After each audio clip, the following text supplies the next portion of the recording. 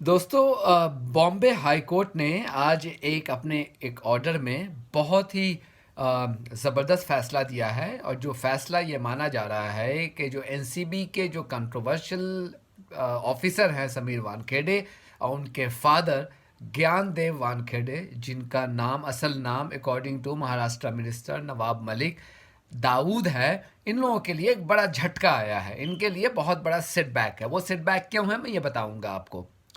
असल में ज्ञानदेव वानखेड़े, जिनका नाम दाऊद बताया जाता है, ये हाई कोर्ट गए थे और हाई कोर्ट से ये गुजारिश की थी कि ये जो महाराष्ट्र के मिनिस्टर हैं, ये नवाब मलिक साहब, ये जो सोशल मीडिया पोस्ट कर रहे हैं इनके फैमिली के ख़िलाफ़, या फिर जो पब्लिक स्टेटमेंट्स दे रहे हैं प्रेस कॉन्फ्रेंसेस के ज़रिए, इस पे रोक लगाई जाए।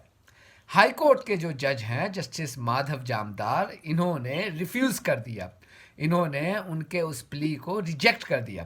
और रिजेक्ट ही नहीं किया, रिजेक्ट करने के साथ साथ इन्होंने एक ऑब्जर्वेशन भी दिया। एक नहीं, कई ऑब्जर्वेशन दिए, और वो ऑब्जर्वेशन बहुत इंपॉर्टेंट है। पहला तो जो जस्टिस जामदार हैं, उन्होंने कहा कि the factual position on record show that the defendant has raised very important issues concerning the acts and conduct of plaintiff's son, जो इसमें समीर वानखेड़े हैं, who is a public official. इन्होंने ये कहा कि जो प्लेंटिफ हैं, जो डिफेंडेंट हैं, जो डिफेंडेंट है नवाब मलिक साहब हैं, इन्होंने उनके बेटे समीर वानखेड़े, जो एक गवर्नमेंट ऑफिशियल हैं, उनके ख़िलाफ़ बहुत ही इम्पॉर्टेंट इश्यूज़ को, उनके एक्ट्स और कॉन्डक्ट्स के हवाले से बहुत इंपॉर्टेंट इश्यूज को हाईलाइट किया है। उसके बाद दो चीज़ें जो और भी जो कहीं, दो एलिगेशंस का हाई कोर्ट ने जिक्र किया। पहला एलिगेशंस ये था कि वानखेड़े साहब के ऊपर में नवाब मलिक साहब ने यह कहा था कि इन्होंने शाहरुख खान के बेटे आर्यन खान को जो अरेस्ट किया था, उसके पीछे एक्सटॉर्शन मकसद था। ये उनका पहला एलिगेशन था। दूसरा एलिगेशन उनका ये था कि उनका जो बर्थ सर्टिफिकेट है, उसके हिसाब से वह मुसलमान हैं, लेकिन इन्होंने बाद में अपने को SC ST बता करके कास्ट सर्टिफिकेट को फॉर्ज किया और करके इन्होंने UPSC के एग्ज़ाम में रिजर्वेशन हासिल किया, जो कि एक फ्रॉड है। ये दो इश्यूज उन्होंने उठाए थे।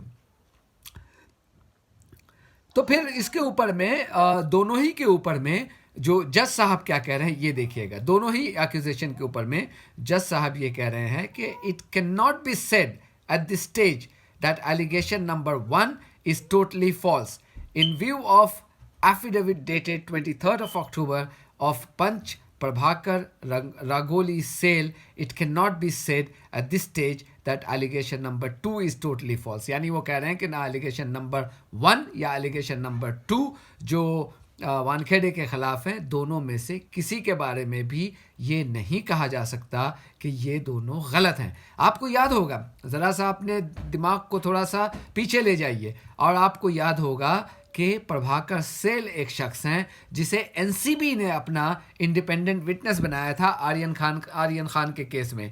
प्रभाकर सेल ये कहते हैं, जिसको डिनाई भी नहीं किया है, कि वो केपी गोसावी के पर्सनल बॉडीगार्ड हैं। केपी गोसावी वही शख्स हैं जिनका सेल्फी आर्यन खान के साथ वायरल हुआ था, और ये एनसीबी का जो रेड हुआ था गोवा बाउंड क्रूज़ पे, उसमें ये एनसीबी ऑफिसर वानखेड़े के साथ साथ दिखाए जाते थे।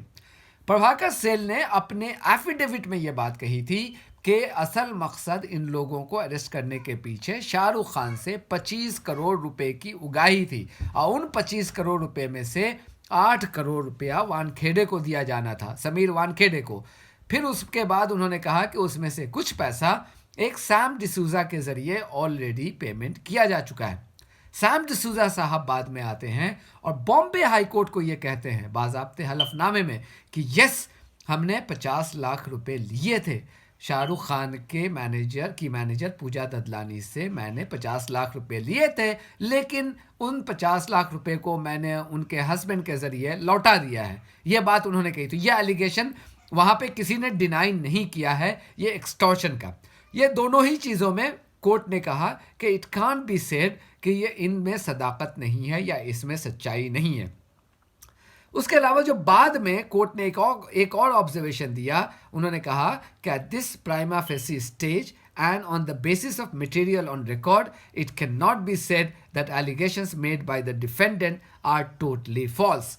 फिर उन्होंने ये मलिक को हिदायत दी कि देखिए नेक्स्ट टाइम जब आप कुछ करें, पब्लिश करें, तो जस्ट उसकी फैक्ट्स को आप वेरीफाई कर लें. लेकिन अब तक जो नवाब मलिक साहब हैं, उन्होंने जितनी भी फैक्ट्स अभी भी सामने रखा है, इसको ना वानखेड़े ने ना उनके फैमिली वालों ने रिजेक्ट किया. आपको पता होगा उन्होंने कहा कि वानखेड़े की पहली शादी हुई थी एक डॉक्टर शबाना कुरैशी से. वानखेड़े ने माना कि हाँ हमारी शादी हुई थी डॉक्टर शबाना कुरैशी से. उस निकाहनामे के जो सर्टिफिकेट है उसमें लिखा हुआ था कि इनका नाम समीर दाऊद वानखेड़े है. इन्होंने उसको डिनाई नहीं किया है. इन्होंने ये भी नहीं कहा कि वो निकाहनामा गलत है. जो काजी साहब जिन्होंने निकाह पढ़ाई थी उन्होंने भी कहा कि नहीं, ये जो फैमिली थे इन्होंने अपने आप को मुसलमान कहा था इसलिए मैंने निकाह पढ़ाई. अगर इन्होंने कहा होता कि ये हिंदू है तो निकाह होता ही नहीं और मैं निकाह पढ़ाता भी नहीं. ये तमाम चीज़ें पब्लिक डोमेन में हैं.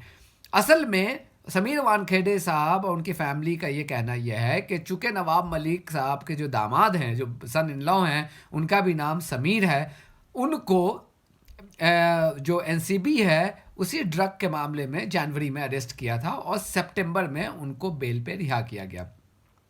अक्टूबर में 3 अक्टूबर को आर्यन खान का अरेस्ट होता है. उसके बाद से समीर वानखेड़े साहब जो मिनिस्टर हैं महाराष्ट्र गवर्नमेंट में, उन्होंने एक के बाद एक वो खुला मतलब वो उसको एक्सपोज करना शुरू किया समीर वानखेड़े को. और यहाँ तक कि समीर वानखेड़े जो है वो फ्रॉम बीइंग अ हीरो, जो कहा जाता था कि बड़े हीरो हैं, सिंघम हैं, क्या नहीं है, वो बिल्कुल ज़ीरो पे आ गए. उन पे ये भी सवाल उठा कि एक सरकारी मुलाजिम जो है वो कैसे कई लाख की घड़ी कैसे पहन सकता है, कई लाख के टी शर्ट कैसे पहन सकता है, और वो मालदीव कैसे जा सकता है छुट्टियां गुजारने के लिए, दुबई कैसे जा सकता है छुट्टियां गुजारने के लिए.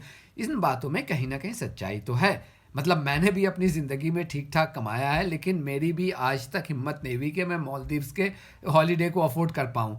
और ये बंदा जो है ये मान भी रहा है कि यस मैं जाता था वहाँ पे. मलिक साहब का ये कहना था कि ये मालदीव्स तो जाता था, लेकिन चूंकि वहाँ बॉलीवुड वाले भी जाते थे तो असल में मकसद ये था कि उससे बॉलीवुड वालों से एक्सटॉर्शन किया जाए. चूँकि आपको याद है कि पिछले साल सुशांत सिंह राजपूत के डेथ के बाद से कई बॉलीवुड स्टार्स को या तो क्वेश्चन के लिए एनसीबी ने बुलाया था या अरेस्ट किया था. उनमें रिया चक्रवर्ती का क्लासिक एग्जाम्पल है जो सुशांत सिंह राजपूत की एक्स गर्लफ्रेंड है. उसके अलावा सारा अली खान, रकुल प्रीत सिंह, दीपिका पाडुकोन. क्या मतलब सीन क्रिएट किया गया था इंडियन मीडिया ने, जो लैपडॉग है टीवी क्रिमिनल्स वालों ने.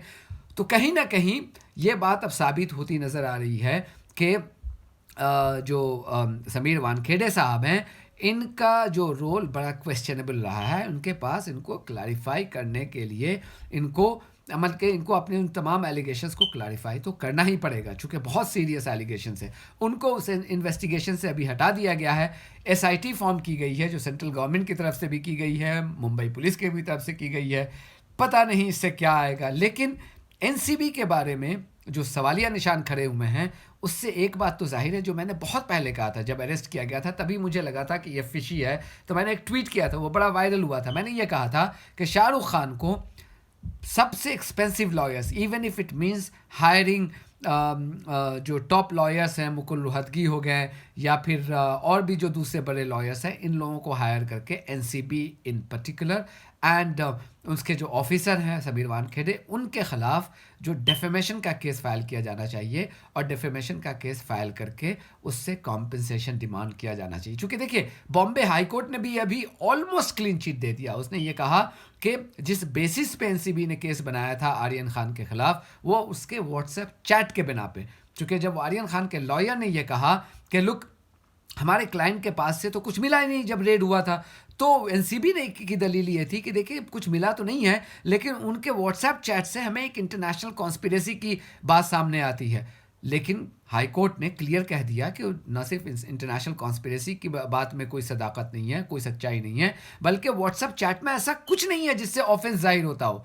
तो अब ऐसी हालत में आई थिंक शाहरुख खान को थोड़ा सा और वेट करके कि जैसे ही हाई कोर्ट उनके बेटे को एक्विट कर दे, उनको एक बहुत ही स्ट्रॉन्ग केस समीर वानखेड़े के ख़िलाफ़ करना चाहिए. बिकॉज ये जो बंदा है मुझे बड़ा डॉजी लगता नज़र आ रहा है. चूँकि एक भी इल्ज़ाम जो उस पर आया है, जो नवाब मलिक साहब हों या कोई दूसरे भी हों, उसको उसने क्लियरली डिनाई नहीं किया है.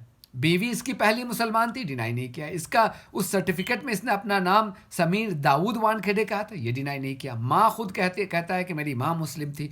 तो फिर ये SC ST के कैटेगरी में इसने कैसे रिजर्वेशन ले लिया? और यही नवाब मलिक साहब कह रहे हैं कि अगर उसने मुसलमान होने के बावजूद SC ST के बिना पर रिजर्वेशन लिया है तो एक तो वो रिजर्वेशन कैंसिल होना चाहिए, फिर उस रिजर्वेशन के बिना पर इसको जो नौकरी मिली है IRS की, वो नौकरी इसकी छीन लेनी चाहिए। और प्लस ये इसने जो डॉक्यूमेंट फोर्ज किया है वो फ्रॉड के लिए इसको प्रोसिक्यूट किया जाना चाहिए। ये तो एक अलग मुद्दा है। अब ये जो एक्सटॉर्शन वाली बात आ रही है कि प्रभाकर सेल ने क्या कहा, KP गोसावी ने क्या कहा, उसे ऑलरेडी महाराष्ट्र पुलिस ने अरेस्ट कर लिया है।